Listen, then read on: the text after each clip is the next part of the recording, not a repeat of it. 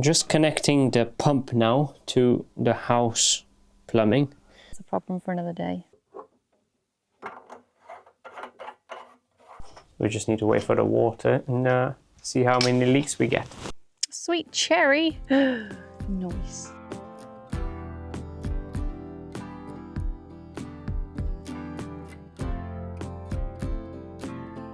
Good morning, everyone. I'm going to start tiling straight away. We're going to hope to make as much progress as possible. So I'm just going to get on with it and I'll show you the final result, whilst Joanna explains to you what she's going to get up to today. To be honest, I've no idea. I'm looking at the garden and lots of things in the garden need doing. So it's definitely going to be an outside kind of day. And what we didn't realise is we potentially have a walnut tree shared with our neighbour because we found some walnuts on the ground. We've seen them around the village and we're like, oh, that would be nice if that was in our garden. And then the part of the garden we've not explored yet. There you go.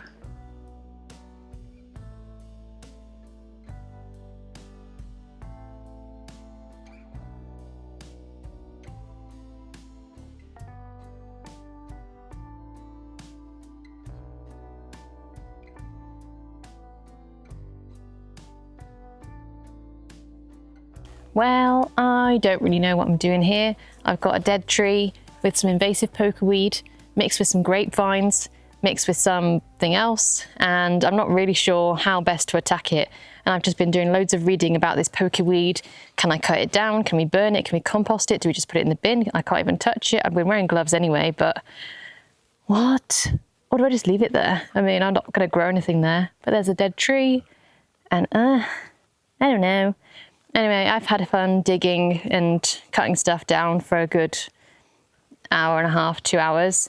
Made the path a bit clearer from the front of our house to the back and made our compost pile even bigger, which isn't helpful because we don't have a compost heap yet.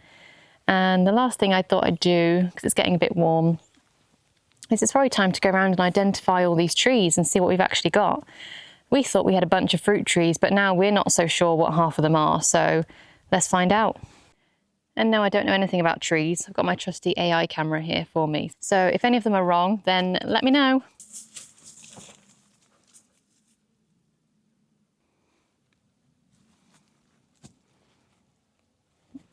I don't know. Pecan? I don't think so. Well, this is going well. Apple?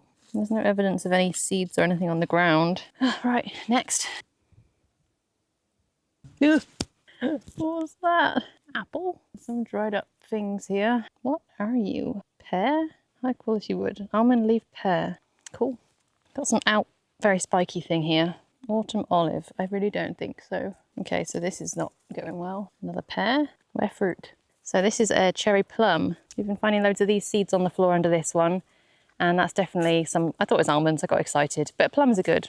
So we've got one fruit tree so far. Maybe a couple of others, but Google's not given me much. And mulberry tree. But I've noticed it seems to be being strangled by this like white beard, viney stuff. Bearded man, whatever it's called. It's a problem for another day. We've got another mulberry here. And then something that looks a bit not happy. There are quite a few really dead trees, so they're definitely gonna have to come down. My tree identifying experience hasn't gone as well as I thought. So if anyone recognised any of those trees, then let me know what they are, how to look after them, when to prune them. Can I eat it? Will I die? Sweet cherry. Nice. Right, I think I've had enough because this didn't go to plan. So let's go inside and have some lunch and see what's going on in the tiling situation. Bathroom's coming along nicely. I've got 2 more to stick in there and that wall is done. A few more on here and then that'll be done as well. And then around the window, but that's not going to be done today. Overall, it's nice and straightforward today, really. Just simple cuts, apart from where the shower is going to go. I had to cut 2 circular holes in 1 tile, so that took a bit of measurements, which slowed me down. But apart from that, it's not too bad.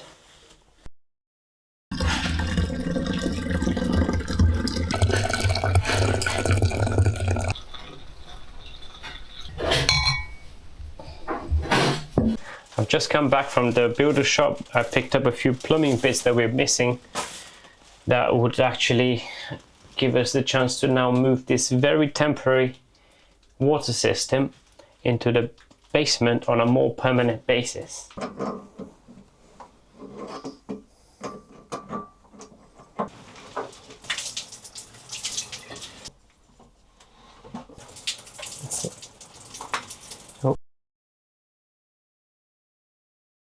Not looking too shabby over here. This is where the water container's going to go.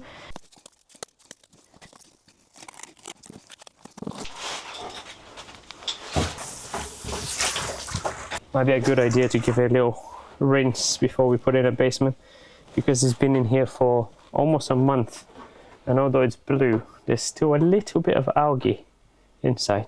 So I'm just going to give it a wipe down, and then once it's relocated in the cellar, the algae problem would disappear.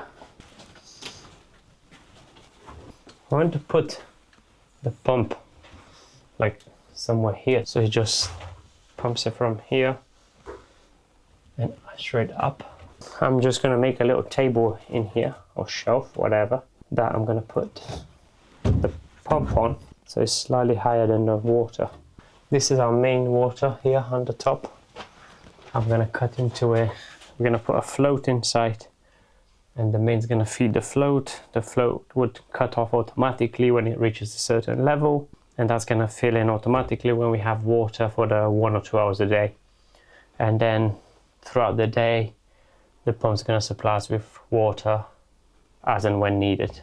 So we can use water any time of the day, not just between like 6 and 7.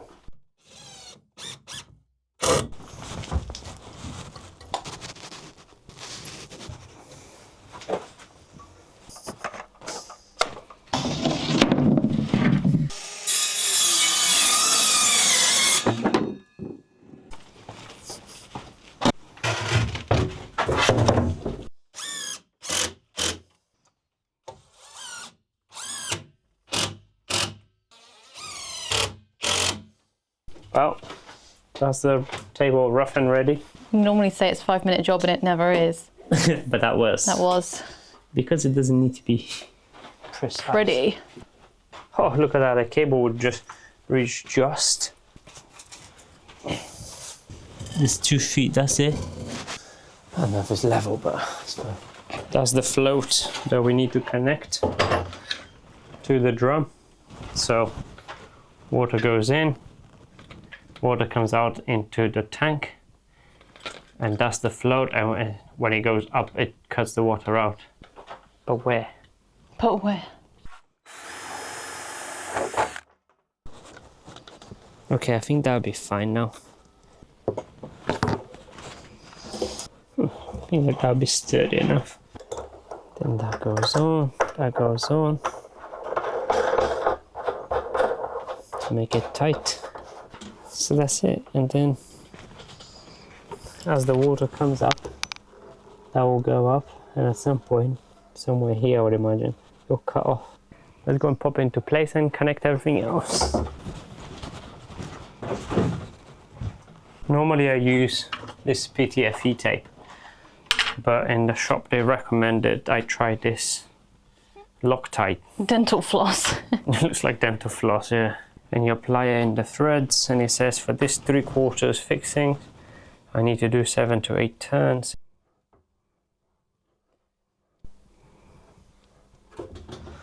I don't know if I'm supposed to put PTFE on top, but I'll do anyway.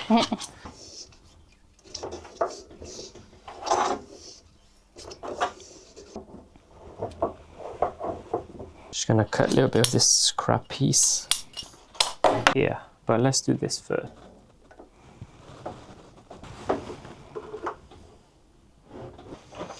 I don't know how much pressure it has. Can you hold the bucket underneath? Wow. All right. That's okay. Just connecting the pump now to the house plumbing, but a last minute decision was to tee off another pipe down here in the basement so we can connect a tap if you wanted to use it in the garden or in the basement. That's why the T. Not sure how that goes on here. Looks like I need a bigger one.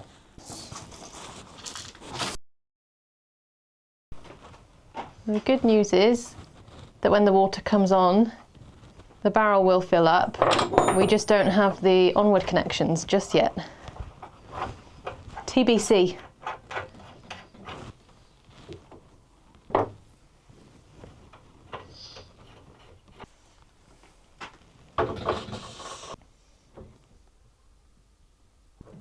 Do you have any ideas? So we're on the last connection. So we have the connection from the water filling the tank. We have the connection from the pump to the house.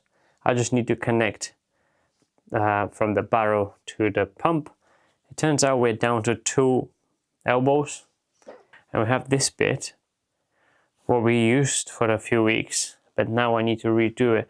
Unfortunately, once these are soldered, you can't reuse them. So now I'm trying to make use of the pipe itself because I can't use those elbows. Like I said, I've only got 2 and that's not enough. 1 here, going there, 1 there, and 1 just down. But then it's not ideal because that's only going down to half the barrel. Well, we just have to redo and just make do what we have. At least we can check it for leaks later. The other one. Let go.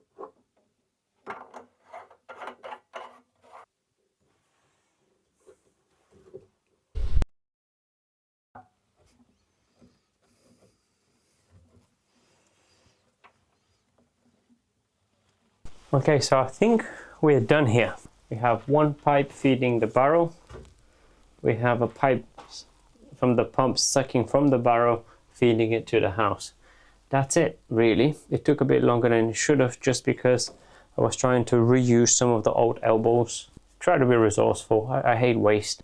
And the other thing we've done here is on the way to the house after the pump, we put this valve here with T's off, and then we can put another like outlet here we can use in the garden or somewhere in the basement, or if you ever have to isolate the pump to work on it, or if you have to like drain the system, you can do it from here. And then we have another one just before the pump over here for the mains if it ever needs to be turned off. The only problem is, yeah, if we lose electricity we have no water, which happens. But again, this is kind of a temporary setup. At some point we're going to be looking into getting solar, batteries, rainwater catchment. So this is kind of for now. It's not permanent. We just need to wait for the water and see how many leaks we get.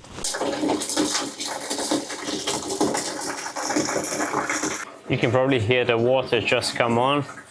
The barrel is filling nicely, and I'm just gonna see if it's gonna stop.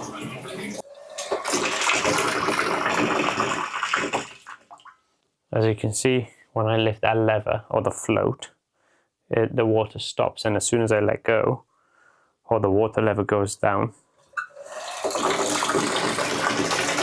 the pressure seems good, so hopefully we're gonna get the tank full and we can test the system in the house.